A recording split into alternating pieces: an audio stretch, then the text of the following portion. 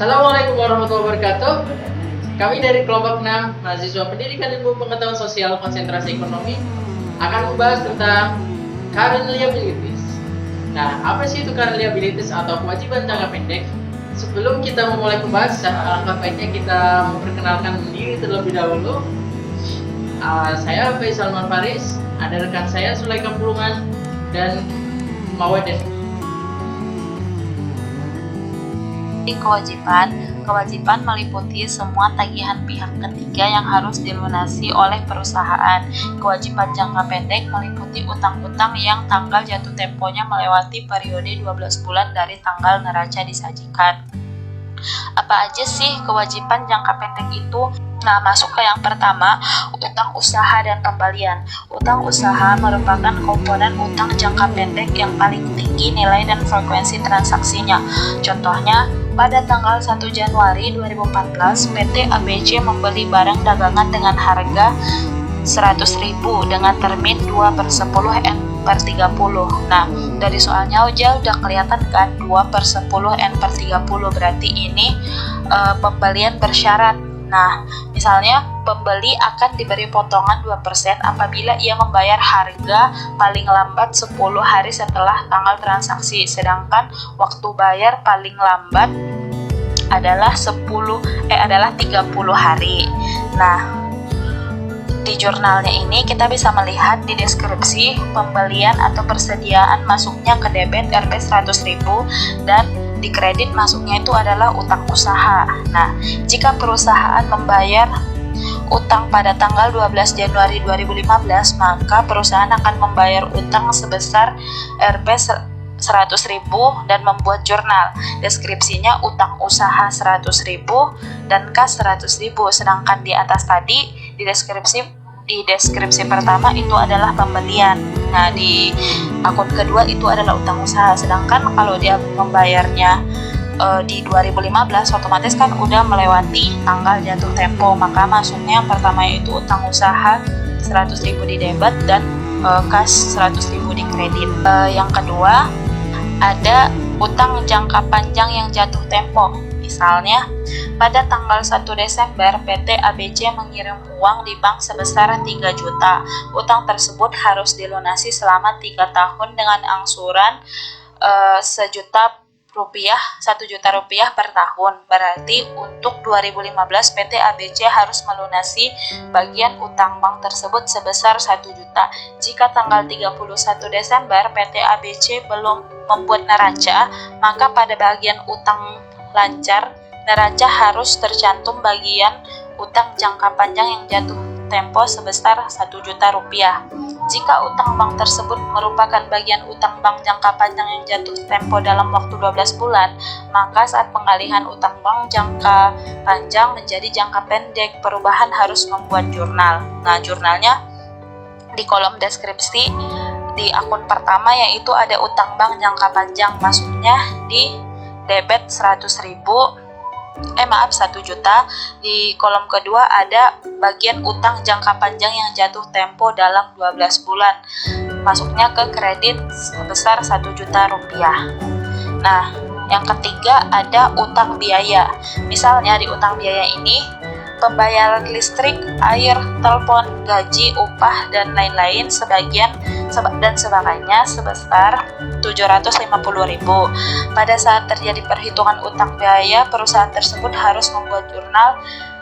Yang pertama di deskripsi itu harus ada beban listrik, air, dan telepon. Nah, itu masuknya ke kolom debit Rp 750.000 rupiah. Di akun kedua itu biaya yang masih harus dibayar oleh perusahaan, itu masuknya ke kredit Rp 750.000. Pada saat pelunasan biaya listrik, air, dan telepon, maka perusahaan harus membuat jurnal lagi yang di akun pertama yaitu biaya yang masih harus dibayar Rp 750.000 rupiah dan di akun kedua adalah kas Rp 750.000 rupiah. Berikutnya ada pendapatan diterima di muka. Apa itu pendapatan diterima di muka? Kenapa bisa masuk ke dalam kewajiban? Ya, jadi pendapatan diterima di muka itu misalkan sebuah perusahaan itu menerima terlebih dahulu penghasilan, sedangkan perusahaan itu belum memberikan suatu barang atau jasa kepada konsumen. Dengan kata lain, si konsumen tersebut melakukan uang muka terlebih dahulu atau DP terlebih dahulu kepada perusahaan, sehingga perusahaan dalam hal ini mencatatnya sebagai hutang karena perusahaan belum bisa memberikan jasa atau barang dagangan kepada konsumen. Contoh di sini misalkan pada tanggal 20 Januari 2012 perusahaan menerima uang muka penjualan atas barang dagang sebesar 10 juta, yang mana barang dagang akan dikirim kemudian. Berdasarkan transaksi ini, maka jurnal yang harus dibuat adalah, jadi jurnalnya yaitu karena perusahaan telah mendapatkan uang terlebih dahulu, maka otomatis uang bertambah, yaitu kas bertambah ada di sisi debit. Nah, untuk sisi kreditnya terdapat akun pendapatan diterima di muka, di mana pendapatan diterima di muka ini merupakan akun utang, di mana utang itu bertambah di sisi kredit. Berikutnya ada utang dividen. Nah, dividen itu apa? Dividen itu laba yang dibagikan. Jadi misalkan para penanam saham itu di akhir periode ketika perusahaan tutup buku, otomatis perusahaan mendapatkan laba, dan laba itu ini untuk perusahaan perseroan biasanya, di mana modalnya itu berbentuk saham. Nah, para penanam saham itu nanti akan dibagikan laba yang dibagikan, yaitu dividen. Nah, sebagai contoh di sini pada tanggal 31 Desember 2019 RUPS di sini rapat umum pemegang saham suatu perusahaan mengumumkan pembagian dividen kas sebesar 50 juta. Diumumkan juga bahwa pencatatan saham dilakukan tanggal 10 Januari, sedangkan dividen tersebut dibayar tanggal 1 Februari. Jadi jurnalnya yaitu ketika diumumkan kita sudah mencatat pada akhir periode, yaitu laba ditahan. Kenapa laba ditahan? Karena di sini baru diumumkan, belum kita melakukan pembayaran, jadi labanya masih di perusahaan masih ditahan. Dan pada utang dividen di sini kita otomatis kita berhutang kepada para pemegang saham, yaitu utang dividen kita sebesar 50 juta di sisi kredit. Lalu pas pembayaran tanggal 1 Februari baru kita catat lagi, yaitu utang dividen berkurang pada kas. Nah, kas ini berkurang karena sudah dibayarkan kepada para pemegang saham itu sebesar 50 juta. Berikutnya ada utang pajak. Nah, utang pajak ini ada beberapa jenis pajak. Yang pertama itu pajak penjualan, PPN. Nah, pasti kita sering melihat kan, kalau misalnya kita membeli barang di Alfamart atau di minimarket atau di supermarket, pasti ada pajak penjualannya, PPN. Nah, PPN di sini yaitu yang memungut adalah perusahaan, yaitu PPN keluaran. Sebagai contoh di sini itu pada tanggal 1 Mei 2012 perusahaan menjual barang dagang sebesar 5 juta dengan PPN 10%. Jadi tarif PPN itu 10%. Pada saat perusahaan melakukan penjualan tunai, maka perusahaan harus memungut pajak penjualan 10% dari harga jual dari pembeli, sehingga pembayaran yang diterima perusahaan adalah sebesar harga jual ditambah pajak yang dipungut dari pembeli. Jurnal yang dibuat oleh perusahaan pada transaksi ini adalah berikut. Nah, jadi perusahaan ini memungut pajak untuk nanti distorkan kepada negara. Nah, untuk jurnalnya itu kasnya 5.500.000. Kenapa kas bertambah 5.500.000? Ya karena dari ini kas plus PPN. Jadi 5.500.000 itu yang kita bayarkan kepada perusahaan, sehingga perusahaan mendapatkan uang 5.500.000. Lalu penjualannya berapa? Penjualannya itu 5 juta ditambah PPN keluarannya itu sebesar 500.000. Berikutnya ada pajak penghasilan karyawan dipotong dari gaji. Nah, biasanya ini PPh 21, pajak penghasilan tentang gaji ya. Pajak penghasilan di sini sebagai contoh, pajak penghasilan karyawan merupakan pajak yang dikenakan pada seorang karyawan yang memiliki penghasilan perusahaan. Pajak ini bisa dipungut perusahaan dari karyawannya. Selanjutnya perusahaan akan menyetorkan hasil pemungutan ini kepada kas negara.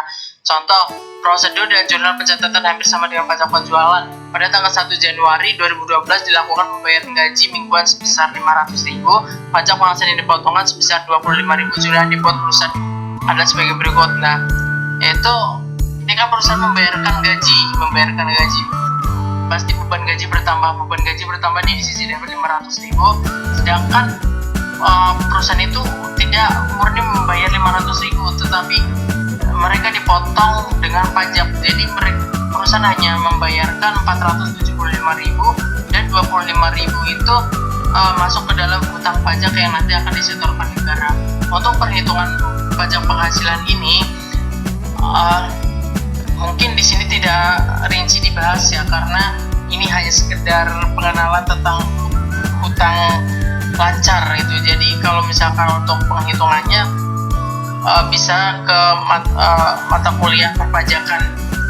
Nah, bisa juga perusahaan pajak PPh 23, yaitu ketika perusahaan menggelar sebuah kuis seperti di TV-TV, misalkan kayak Luwak White Coffee itu kan sering memberikan hadiah, misalkan ada yang telepon terus selamat Anda mendapatkan 2 juta rupiah dan jangan lupa dipotong pajak. Nah, dipotong pajak ini yang memotong ini perusahaan. Nah, PPh 23 ini bisa 15% tarifnya, dan nanti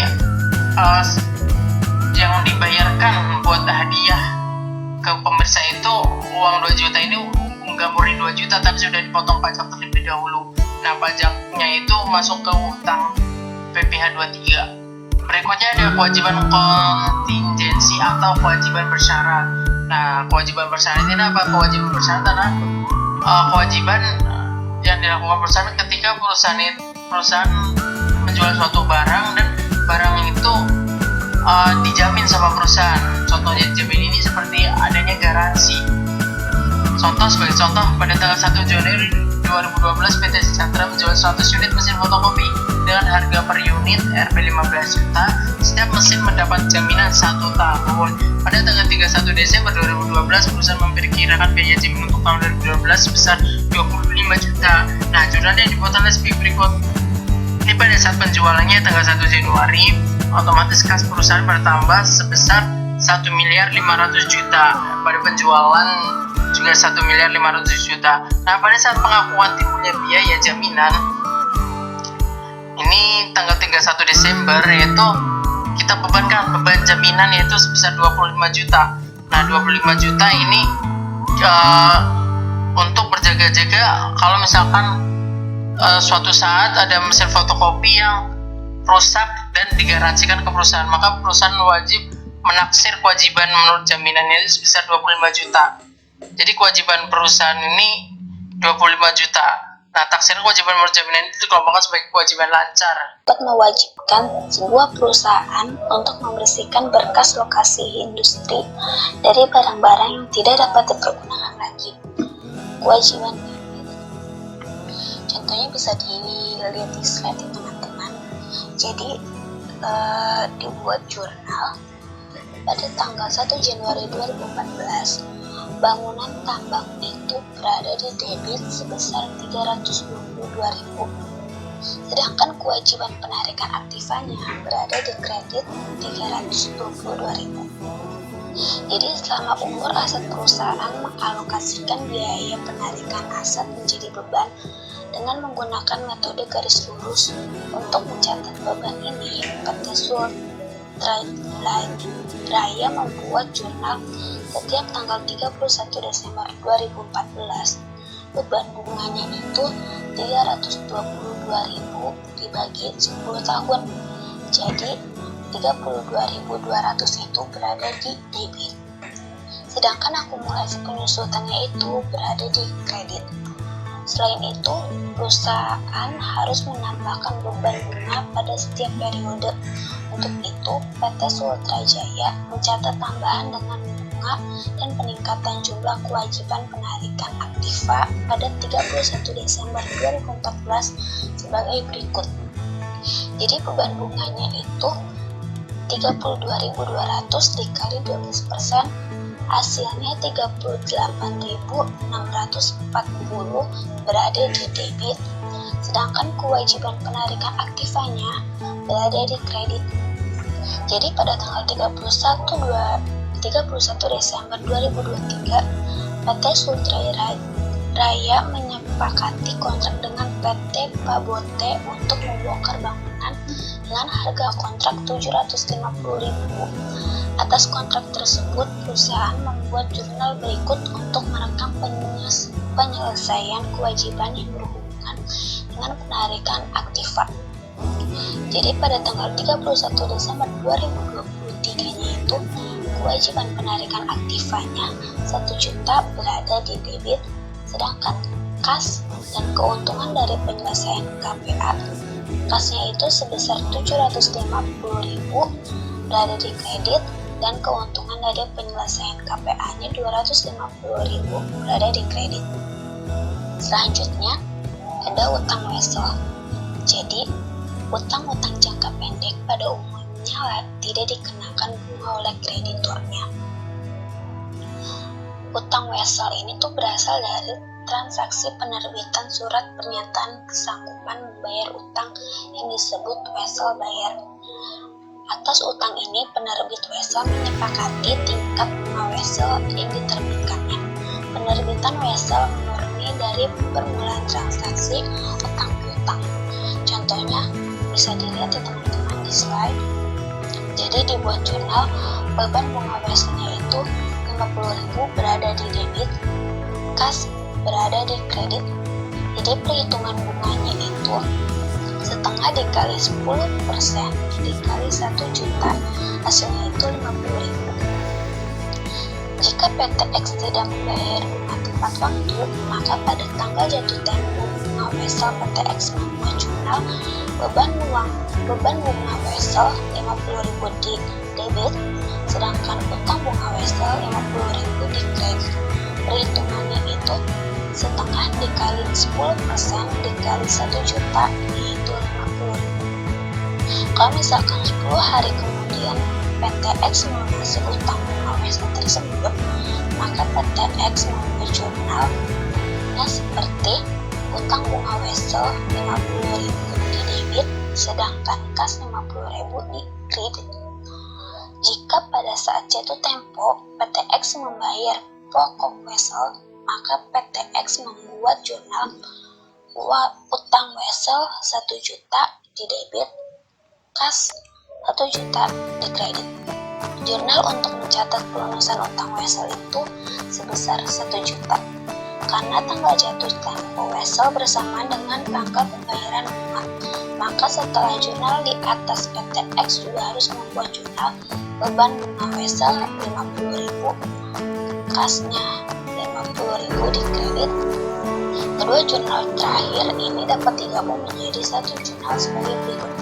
Utang wesel 1 juta berada di debit, beban bunga wesel Rp50.000 di debit, dan sedangkan kas Rp1.050.000 berada di kredit.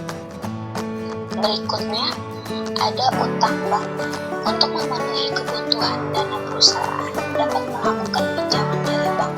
Pinjaman bisa berbentuk pinjaman jangka pendek untuk modal kerja, dan bisa juga dalam bentuk pinjaman jangka panjang untuk investasi. Contohnya ada di slide ya teman-teman. Jadi pada tanggal 2 bulan 1 2014, pada saat menerima uang pinjaman, PTX mencatat utang dengan jurnal.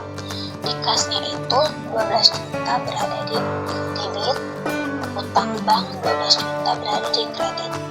Pada tanggal 10 bulan 2 2014, pada saat melunasi pinjaman, PTX membuat jurnal, utang bank 1 juta di debit, kas 1 juta di kredit, beban bunga Rp120.000 di debit, utang bunga Rp120.000 di kredit, utang bunga Rp120.000 di debit, kas Rp120.000 di kredit. Jadi perhitungan bunganya itu 1% dikali 12 juta sama dengan Rp120.000. Jika PTX terlambat membayar angsuran, maka PTX akan mendapatkan surat pemberitahuan dari bank oleh atas pinjaman PTX yang 12 juta telah jatuh tempo, 1 juta, dan atas keterlambatan membayar dikenakan bunga sebesar 120.000. Atas pemberitahuan ini, PT X harus membuat jurnal untuk mengakui utang sebagai berikut. Beban bunganya itu 120.000 di debit, utang bunganya 120.000 di kredit. Yang terakhir, ada utang jangka pendek dalam laporan keuangan. Jadi dalam laporan keuangan, semua utang jangka pendek disajikan sebagai elemen kewajiban berusaha dengan urutan-urutan seperti. Jadi di sini ada ilustrasi 5.2. Di sini kita mengambil PT Baju Cantik neraca parsial per 31 Desember 2000. Kewajiban jangka pendek, utang usahanya itu 5.000, utang pajaknya 1.000, utang banknya itu 2.000, utang biayanya itu 500, pendapat diterima di mukanya 350, bagian utang jangka panjang yang jatuh tempo dalam 12 bulan itu ada 1.500. Jadi total kewajiban jangka pendeknya itu ada 9.350. Sekian yang dapat saya sampaikan.